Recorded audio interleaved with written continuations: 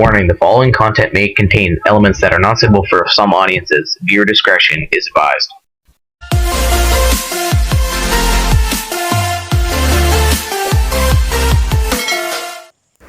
Good morning mga ka-Ergan. Nasa hunting site tayo. Pinag-iisipan natin kung saan tayo liliko. Kaliwa ba o kanan?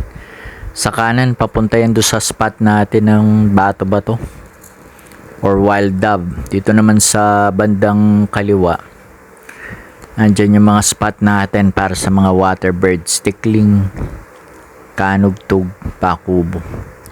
Diyan tayo nang galing. Medyo maputik yung daan dahil umulan kagabi. Muntik pa tayong sumemplang. O saan kaya tayo liliko mga ka-Ergan? Kaliwa ba o sa kanan? Ano bang masarap ulamin? Water bird ba o wild dove? Sa kaliwa tayo lumiko mga ka-Ergan. Swerte naman. Hindi man tayo nakalayo dun sa may tulay. Nadaanan natin yung pinitak na to. Ang daming pakubo, nagsiliparan sila. Meron ding talahib dito sa may gilid ng kalsada, kaya kaagad tayo nakagawa ng taguan natin. Ayan o. Sana makarami tayo, maaga pa. Gala 7 pa lang. Dito sa bandang likod naman, walang tigil sa paghuli yung mga wild dove. Pero malayo, hindi maabot siya ng laruan natin. Dun banda tayo na maril nung nakaraang linggo. Nailagay na natin yung speaker natin dito. Nasa humigit kumulang 30 meters. Nandun yung taguan natin. Ganda nung spot natin mga ka-Ergan. Mukhang makakarami tayo ngayon. Kung tatama tayo kasi naalog yung laruan natin kanina nung muntik na tayong sumemplang. Masusubok din natin mamaya sa unang putok natin.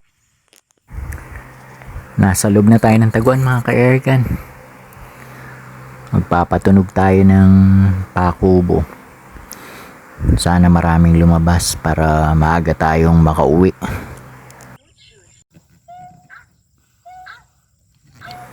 Wala pang 1 minuto mga ka-Ergan, may lumabas na. Babaeng pakubo.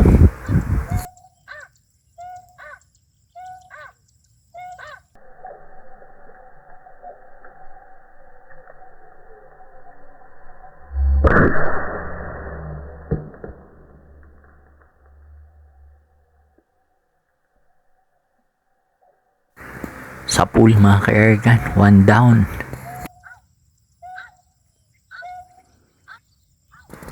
May kasunod agad mga ka-Ergan. Babae na naman.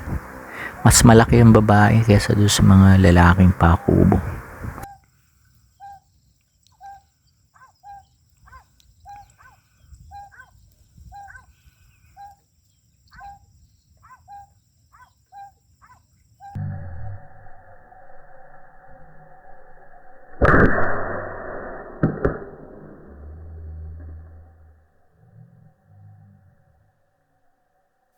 Sa pool ulit mga ka-Ergan, 2 na yung natsambahan natin. Meron ulit sumilip po. Babae na naman.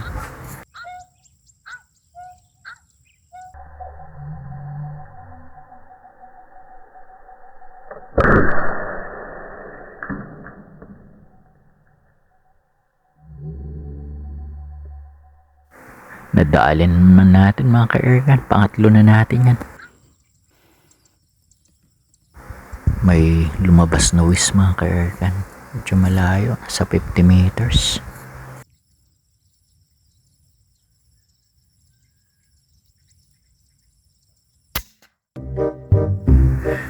Mintis, sayang.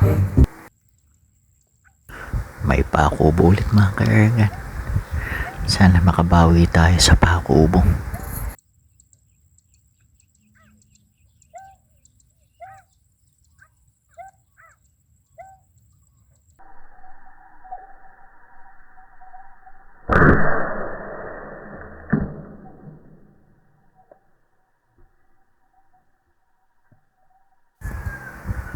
Boom! Bagsak mga ka-Ergan.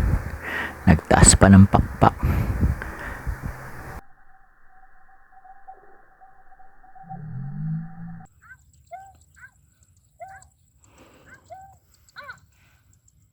Meron ulit mga kaergan. Lalaki naman. Maliit yung mga lalaking pakubo.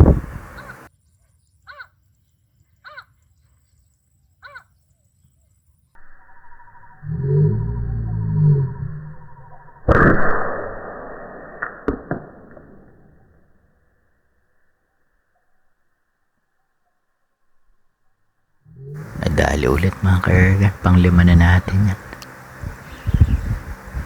Bakaw yung dumapo. Payat yan kaya di natin babarilin. Palabas na sana tayo mga ka-ergan. Nagparamdam yung kanog tubo. Kaya lang malayo pa. Sa 60 meters. Sa tansya natin. Di tayo sigurado kung tatamaan natin ito. Dahil mataas yung tama kanina doon sa WIS. Adjust tayo sa point of aim. Babaan natin ng konti. Sana matsambahan natin ito.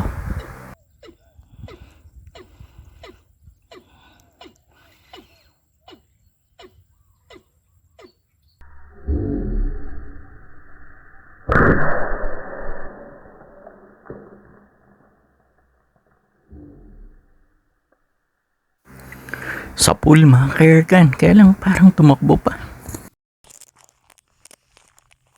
Lumabas na tayong taguan mga kaergan. Sana mahanap natin yung kanugtog. Ang laki pa naman nun, lalaki. Bale, 5 pakubo. Isang kanugtog ang hahanapin natin.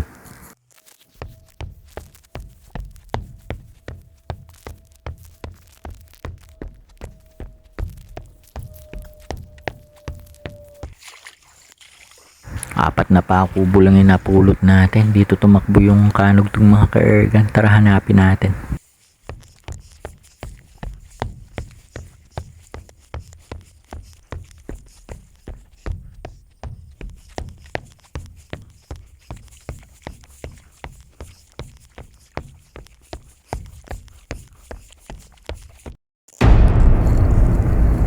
Di natin nahanap yung kanugtog mga kaergan. Sawa tayo ng kaikot. Nakapasok pa siguro doon sa palayan. Balang iuwi lang natin 4 na pakubo. Di rin natin nahanap yung isa.